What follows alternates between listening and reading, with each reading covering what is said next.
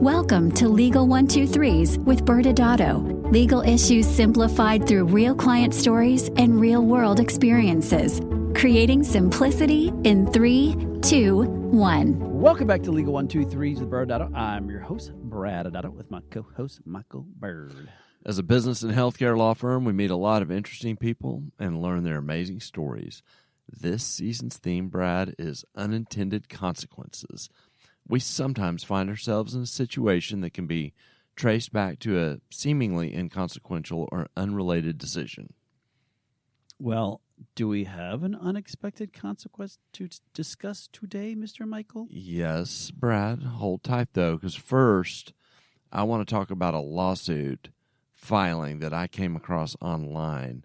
And this lawsuit was more of a story of what should be expected consequences. Ooh, all right. I'm interested. What's it about? So this lawsuit alleges that a multi-billion-dollar technology company orchestrated a corporate espionage scheme to steal trade secrets from a competitor. Ooh, scheme and espionage are definitely red flag words and exciting words, and I hear it. I'm like, I want to know more about it. So it sounds like something like out of a movie, even. Yeah, and so I won't bring up the names of the companies because I don't know of any context. So I'll refer to this multi-billion-dollar company as the competitor company, and the other one is the victim company. All right. So the allegations say this was a deliberate attack by the competitor company perpetrated over 4 months to take sales leads, sales pipeline, and the entire playbook for pitching prospective clients. All right. This seems like it would be very harmful information to fall into the hands of your competitor. Yeah. The crazy part is the allegations say that this competitor company orchestrated it from the highest levels of their organization, including the chairman of the board and the CFO. Yeah, that's pretty much crazy shocking. Skipping over the fact that they have actual fiduciary duties to the business, you can almost say that you could maybe see, like, in the lower end employees who aren't as paid as well, that they might be a risk to the organization. But it's crazy to imagine someone at the top of the organization taking this type of risk. Yeah, I mean, it makes you wonder what else they did, right? Like, what other competitive advantages this competitor company sought over the years, because it's coming from the top. I mean, It's not like, oh, this was my first time, I just got caught. And so, it was pretty insidious looking, at least on the way it was alleged. Yeah, well, how do they do it? Well, the lawsuit alleges that the competitor company cultivated a spy within the victim company's employee base. All right. How did the victim company become aware that there could be a spy or a problem in general? So the victim company, I guess they've got their systems in place with their IT, and there were some irregular searches that were flagged by their IT department, and it was one particular employee of the victim company that over a 4-month period, this employee was doing these unique searches, and so the company started investigating. All right. What did they find? Well, what they found first was that this employee of the victim company kept running searches using the name of the competitor company as a means to find out anytime the competitor company was mentioned inside the victim company's database of things. Yeah. I mean, I guess it doesn't seem unusual that someone would search for your competitors, but made unusual inside of your system to do it that way. But I understand how this would be helpful. Yeah, I think that's where the investigation came, because they're like, well, what? It's an unusual pattern by one person. But then they, as they dug deeper, these searches they realized were picking up details of the sales pipeline of the victim company, especially when the victim company and the competitor were in competition over a same deal. Okay. And so it was giving a lot of information that they alleged the competitor company could use. That sounds pretty bad, Michael. Yeah. Well, the investigation revealed that this employee searched the competitor company's name an average of 23 times per day over this 4-month period. Thanks. That's a lot of time to look at that competitor. How did they make this connection to the employee who was actually working with the this, I guess the other... The competitor company? Yeah. Yeah.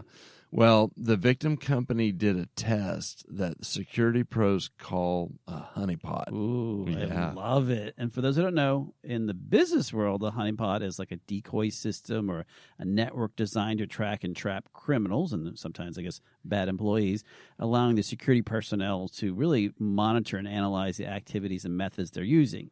Now, for me, as an espionage book reader, I mean, that's more like the spy novel talk. There are other type of honeypots, but then my 13-year-old boy might get out of control. Yeah. I won't go into details. Yes. So the victim company set this trap, and they had a very small group within the victim company, like the victim company's general counsel and a few others, and they sent a letter outside to the competitor company, seemingly giving them a notification that they discovered inside the victim company a Slack channel that might be problematic, and that it had information in it that, if made public, would be hurtful to the competitor company.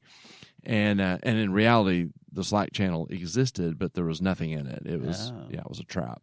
And so within a few hours of this letter going to the competitor company, the suspected traitor searched for and found this new created Slack channel. Busted. Okay, you're right. It's not exactly unintended consequences, but I feel like this could be made into a Brad Pitt and George Clooney movie.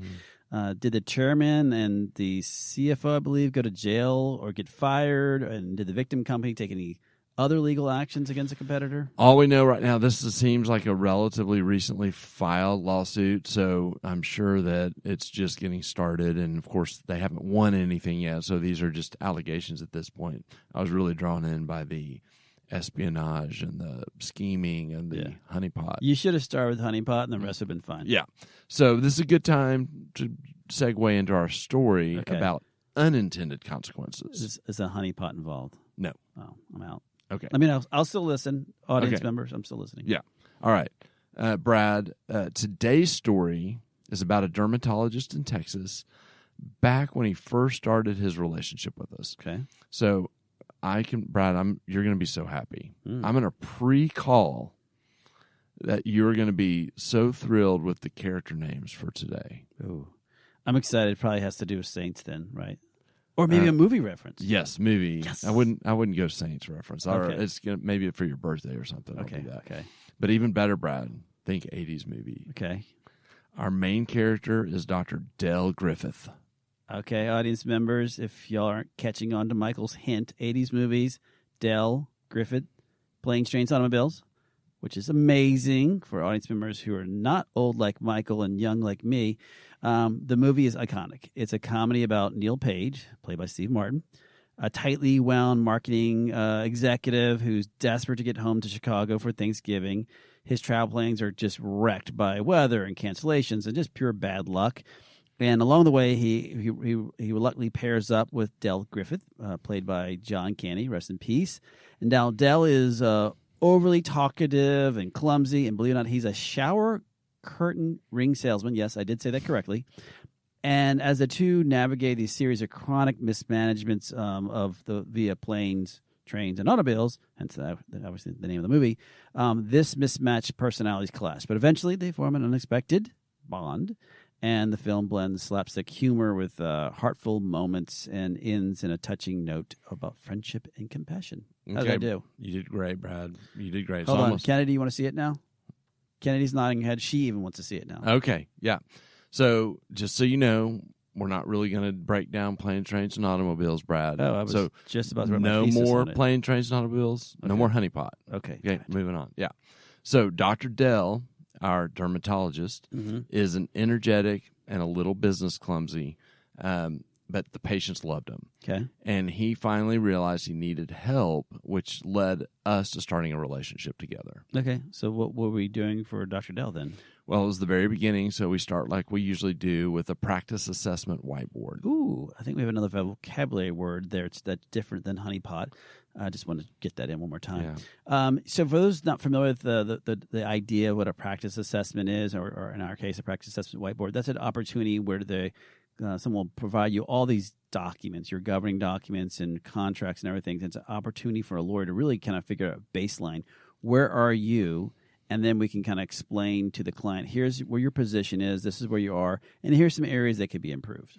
Well done, Brad. Thank you. So we had our whiteboard meeting and found many challenges, as you might imagine, with this practice. So I'm almost hesitant to tell you the next term I came up with, Brad, because you're barely staying on the rails with honeypot. We will call his practice Not Pillows Dermatology, PLLC. And when we were reviewing the financials, we were having a hard time tracking what was happening in the practice. Yeah, and for those who have not seen the movie, the practice name is pretty awesome, Michael. I will not try to explain the meeting because, again, my 13-year-old humor brain will go crazy. Yes. Your turn for some vocabulary, though. What do you mean, as a lawyer, that you're reviewing financials? Yeah, we get this question a lot. Like, why do you need to see our financials? Right. And really, for us, financials are a great truth serum as to what's actually happening with the business, with the money flow. So, they can tell us what they think is the situation, but as we know, it's often not correct. Like they don't have a real understanding of what they're actually doing, and the financials tell you what they're actually doing, and so it helps us, using our legal lens, identify what's happening and help identify areas to explore within the practice. That makes sense. And so when you were doing that, when you were looking at the financials, did you find a honeypot? No, Brad, I did not. I still haven't found it. All right. It was another mess. I'm just trying to get that in there. I know. You're going to throw me off. Dr. Dell was doing his own books when he started the practice. And then, kind of even worse, he started having his receptionist do the books after that. And so I know many are wondering, well, what does that mean? What are the books? The books are how a business inputs the money coming in and going out. And so good business discipline is to create categories for the flow of money that's coming in and going out so that it can start to tell you a story of what's happening. Yeah, and I'm assuming because you said even worse, the receptionist, because maybe she wasn't properly trained on it. Right. And I think maybe, taking a step back, a good business bookkeeping is kind of like maintaining how you're supposed to maintain your checkbook, is what I should say. If you're keeping up with your checkbook, every transaction must be accurately recorded, so that obviously protects you from overdrafts and errors, right? Because you don't have the funds. With bookkeeping, that's the same kind of concept on the business side, right? You need to meticulously track the income and expenses. The practice that does this will have a clear picture of their financial health and able to really make informed decision making as to how to pay for things timely. And then, of course, there's regulatory and other issues that you face when it comes to this, but that's really the way of looking at it from a good accounting perspective. Yeah, for Dr. Dell, he had inconsistent labels on how he tracked the money coming in, and really, you nailed it. The receptionist, the reason I made that comment is that she just had no training on it. Yeah. And so he handed over something that she had no background or understanding how to do it. But almost as bad as that is just that he really didn't either. And then they handed it off from one to the other. So there was a lot of inconsistency in how things were tracked.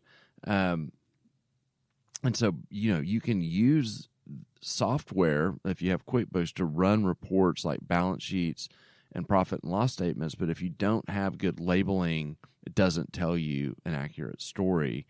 And but that's what we were trying to find when we were looking for the financials, is the P&L and the balance sheet, to see kind of in a report fashion what was happening. All right, so now we have an idea of what you found so far in this assessment. What else did you look at? We looked at the corporate documents and key contracts as well. Since the financials were such a mess, we were able to identify some issues from these documents and from the corporate documents and the key contracts. Yeah, and I think for our audience members to think about it from this perspective, this is probably what you think attorneys do look at, which is we are. We do look at these kind of things. We look at we'll call it your corporate documents, and then we'll look at your certain really important contracts.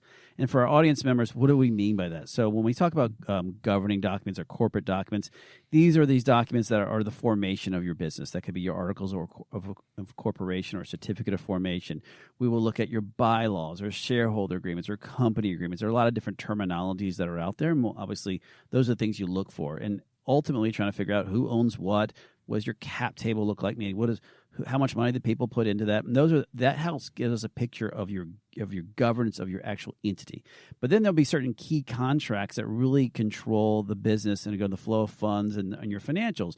So what could be some of those key contracts, Michael? That could be your lease, right? With your landlord, or maybe you have a commercial lease, or maybe you have a management service agreement, or maybe you have certain key employees that on our contracts, or maybe certain non-disclosure agreements. So these are all things that we look for to figure out what does it look like at least on the form side, not the substance, but at least on the form side. Right. Yeah.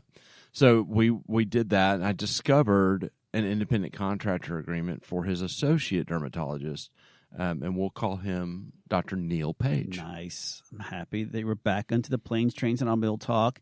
And that's interesting that you found an independent contract agreement. That's not unusual, but what was an important thing about finding about this particular independent contract agreement with Dr. Neil? I was aware of Dr. Neil being Dr. Dell's associate, but Dr. Dell referred to him as his employee. And when I looked at the financials, they were so poorly done that you couldn't really tell how they were treating Dr. Neil's payments. So, finding an independent contractor agreement, made a big deal. Okay. For those who don't know, there's a huge legal difference between an employee and an independent contractor. And I'm guessing this may have been where the unintended consequences happened. Correct, Brad. Yes. We need to go backwards in time a bit to see how Dr. Dell made some simple decisions that seemed logical at the time and created unintentional, serious risk to the practice. All right. Well, Michael, please tell me that we're not going back 20 years like we did that first episode this season. Regrettably, no, we can't go back that far, Brad. Okay. If I could go deep on context again, I would. Yes, you would. But this is only a few years prior. Okay. So Dr. Dell had met Dr. Neil at a conference when Dr. Neil was completing his fellowship training. All right. And so they got to talking. Dr. Dell wanted to focus his practice more on elective cosmetics, and he could see a potential for Dr. Neil to come in and help with traditional derm practice and the most part of the practice. Okay. And for those non-dermatologist audience members listening, Mohs is typically an insurance reimbursement procedure to help remove skin cancer. Traditional dermatology treatments like skin checks are often also reimbursed by insurance as well. Exactly. And so they continued talking. Dr. Dell decided to bring Dr. Neil on, and they shook hands, and then Dr. Dell got his college buddy, who was a real estate attorney, to drop the contract. And I'm sure his college buddy, the real estate attorney, was a really good and great guy and a really good real estate lawyer. But I'm going to say that may have also triggered an unintended consequences conversation. Yeah, it's not the best, and then to make matters more complicated, before the attorney could even start drafting, Dr. Neil had reached out and requested that the agreement be structured as an independent contractor agreement so that he could deduct business expenses. So he was like the one, the quote employed physician was like, no, I want to be an independent contractor status so he could deduct these expenses. Now, I'm going to use a little logic here. And based on the fact this is a flashback, clearly the real estate attorney did this. And did he explain the ramifications to Dr. Dell? No, I realized during our whiteboard that he did not. So I started asking some of those questions, and Dr. Dell had shared that, when they went into this together with Dr. Neil, that the most important thing to him when they did the agreement was a strong non-compete. Okay. He did not want Dr. Neil to be able to run off with his Mohs practice that he was going to hand over. And then the second most important thing to Dr. Dell was that Dr. Dell wanted to make sure that Dr. Neil didn't slack off. Dr. Dell needed to know that if he was going to pay him this compensation, that Dr. Neil would be fully committed to the practice. Yeah, and it's not uncommon for a client to say, here's some pointers or terms and conditions that are really important to me, and I wish they could be in part of the contract. So was the independent contractor with Dr. Neal or with Dr. Neal's professional entity? It was with Dr. Neal directly as an individual. No, Michael. All right, so we've reached a point. We've set it up. Let's go to break and then come back and talk about the risk to the Dr. Dell and the practice, and we can find out what happened. Many business owners use legal counsel as a last resort rather than as a proactive tool that can further their success. Why? For most, it's the fear of unknown legal costs. ByrdAdatto's Access Plus program makes it possible for you to get the ongoing legal assistance you need for one predictable monthly fee. That gives you unlimited phone and email access to the legal team, so you can receive feedback on legal concerns as they arise. Access Plus, a smarter, simpler way to access legal services. Find out more. Visit ByrdAdatto.com today. Welcome back to the Legal 123s with ByrdAdatto. I'm your host, ByrdAdatto, with my co-host, Michael Byrd. Now, Michael, this season, our theme is unintended consequences. And we just had a great story about learning about Dr. Dell, and it sounded like he kind of was a mad scientist with a big heart. We left off learning really about his decision made when Dr. Dell thought, he needed to bring on an associate, Dr. Neal. And to start it off, let's talk about seemingly kind of easy decision that Dr. Dell made by agreeing to allow this new doctor to come in as an independent contractor or inside of an independent contractor agreement.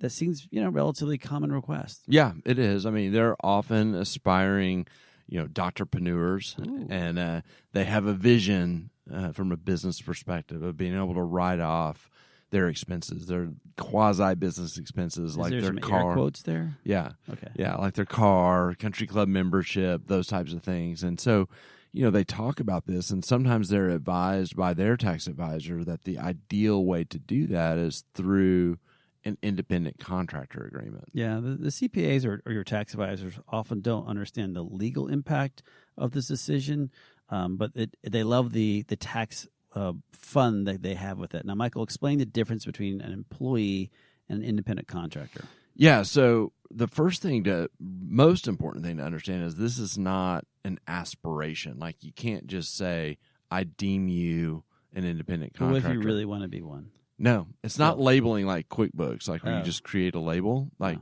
they're actually this is a designation that is tracked at the IRS level and it's tracked at the state level. Okay. And the way people as individuals are treated is impacted by what is the source of that revenue stream. And so if you're an employee, you get your W-2 and you have to withhold taxes, and so that's a pretty straightforward approach. As an independent contractor, it's completely different, and you get what's called a 1099, and so in that circumstance, the tax flow and the tax impact is different. But most importantly is the government has kind of a set of categories that they use to help determine are the characteristics of how this relationship is working employment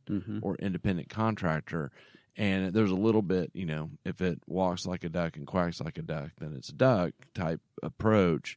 And so, just because you deem it so as an independent contractor agreement, the IRS may not agree. Yeah, and for audience members, understand this is where you might hear the term a misclassification of an employee.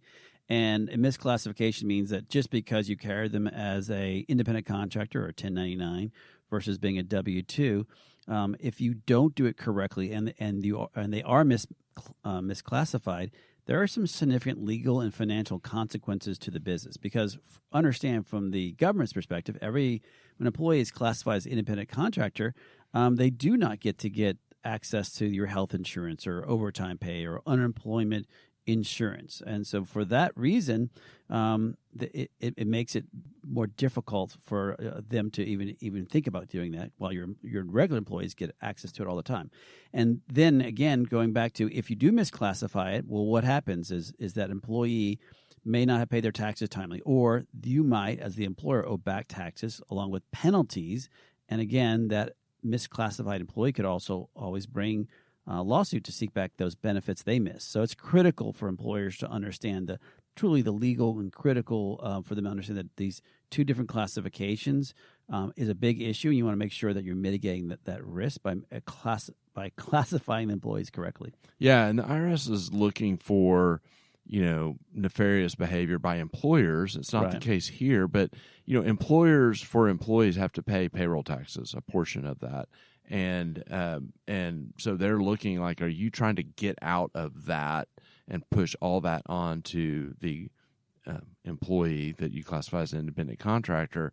And so all the things that you talked about coming together are, really the law's built to design the employee side and protect against bad behavior by the employer, which is where all this risk comes from. Yeah, meaning that the IRS or the state governments really want to pressure you to have them as a regular employee versus independent contractor, which then leads to something you said near the end, and I had the ugh moment, which is tell the audience why it matters that Dr. Neal signed this individually versus through a professional entity. Yeah, I mean, it's pretty simple, and some states have a little bit more risk than others, but the basic premise is that if you contract as your professional entity to be an independent contractor, it's impossible for an entity to be an employee, because an employee is defined as a human individual. And so you create some level of protection in how you set up the arrangement versus, just straight with the individual, that is one of the things that would be a recipe for more risk to the practice. Yeah. And you said earlier that one of the other important elements was that they have an enforceable non-compete. And I'll jump in and kind of address that piece is understanding, generally speaking, when it comes to non-competes, courts generally don't like to enforce them unless there's certain restrictions done. So let's just use a typical employee. For your typical employee, because of the control and other elements and things that you give them, assuming it meets whatever the state guidelines are for non-compete, courts may reluctantly but still enforce it. The moment someone becomes an independent contractor, courts start going back to that misclassification that Michael was talking about earlier. There's less control that's supposed to be asserted over that employee. That independent contractor is supposed to have a lot more freedom than your typical W-2 employee. And because of that, if a court sees that an independent contractor has a non-compete and are prohibited from working with other competitors, they start saying, well, this feels more like, again, a misclassification, and or, the court should not enforce it because they are supposed to be more free. So it adds an element. So from an enforceability perspective, makes it more difficult, and at the same time hurts you in any arguments with the IRS because you are asserting more control than you would otherwise. Yeah, I mean, it's a classic case of, employee, makes a request at the time, going back to the beginning of, I want to be able to deduct these expenses. And Dr. Dell's like, well, it seems fine with me. And, he had a real estate attorney on who didn't know to ask these questions of, okay, well, how does this change the nature of the relationship? And how does this impact your goals and vision for what this relationship will look like? Well, Michael, we're almost out of time, so what I'll do is I'll ask two things. One, some final takeaways, but two, before you do that, whatever happened with this whole relationship? Yeah, so heartwarming ending, Brad. They Yay! were actually ready at the point that we identified this to become partners, and so they're like, we'll just use this opportunity to build out a fresh corporate structure, and Dr. Neal bought into not pillows, dermatology. Awesome. Any other thoughts, like final thoughts for our audience to think about? Yeah, I mean, it goes back to it's really easy to make a decision where your filter is, it doesn't seem any harm to me, or it seems reasonable, and not to just get some good advice if you don't really know what are the implications, like what. You don't know what you don't know, kind of thing. And so, instead of just being like, well, I don't know anything, so it must be fine, be like, well, I don't know anything, so maybe I should ask if this is something I need to be concerned about. Well, Michael, that's all the time we have for today. But next Wednesday's show, we'll be back and we'll be discussing unintended consequences of complex business models. Thanks again for joining us today. And remember, if you like this episode, please subscribe, make sure to give us a 5-star rating, and share with your friends. You can also sign up for the ByrdAdatto newsletter by going to our website at ByrdAdatto.com. ByrdAdatto is providing this podcast as a public service. This podcast is for educational purposes only. This podcast does not constitute legal advice, nor does it establish an attorney-client relationship. Reference to any specific product or entity does not constitute an endorsement or recommendation by ByrdAdatto. The views expressed by guests are their own, and their appearance on the program does not imply an endorsement of them or any entity they represent. Please consult with an attorney on your legal issues.